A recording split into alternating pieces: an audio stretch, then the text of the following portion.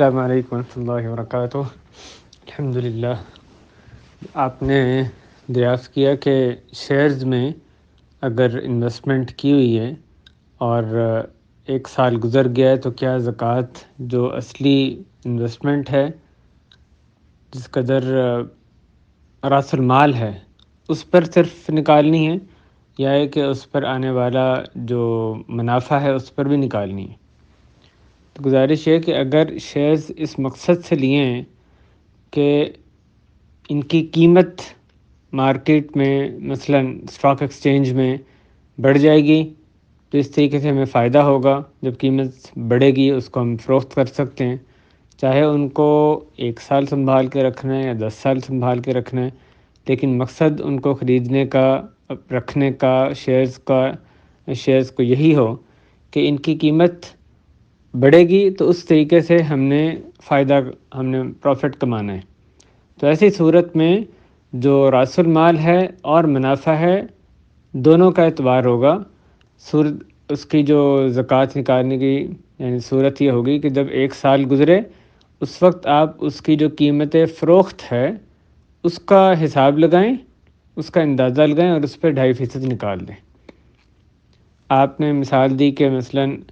1 لاکھ یا 10 لاکھ کے آپ نے شیئرز خریدے، جو مثال ذکر کی، اب بعد میں 1 سال بعد اس کی قیمت 11 لاکھ ہے، یعنی اگر 1 سال کے بعد اس کا فروخت کرنا چاہیں تو 11 لاکھ روپے ملیں گے یا جو بھی کرنسی ہے۔ تو ایسی صورت میں آپ زکوٰۃ 11 لاکھ پہ نکالیں گے۔ مثلا اگلے سال اس میں لاس ہو جاتا ہے، اگلے سال قیمت کم ہو جاتی ہے اور 11 لاکھ سے کم ہو کے 9 لاکھ رہ جاتی ہے،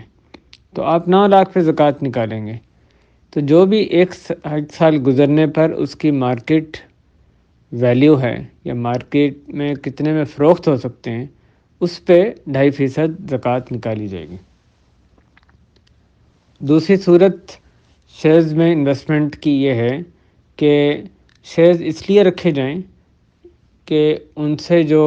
ڈویڈنڈ ملتا ہے، کمپنی جو منافع دیتی ہے اس سے فائدہ اٹھانا ہے۔ ایسی صورت میں شیئرز کی جو بذات خود قیمت ہے اس پہ زکوٰۃ عائد نہیں ہوتی، بلکہ جو اس سے منافع آئے گا اس پہ زکوٰۃ ہوگی، الا یہ کہ شیئرز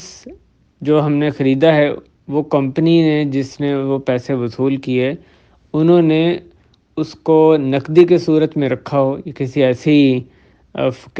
ایسی صورت میں جس پہ کہ زکوٰۃ لگتی ہے اور خود اس کمپنی نے اس پہ زکوٰۃ نہیں دی، تو پھر اپنے حصے کے حساب سے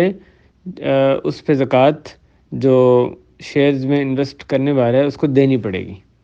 واللہ اعلم، والسلام علیکم ورحمۃ اللہ۔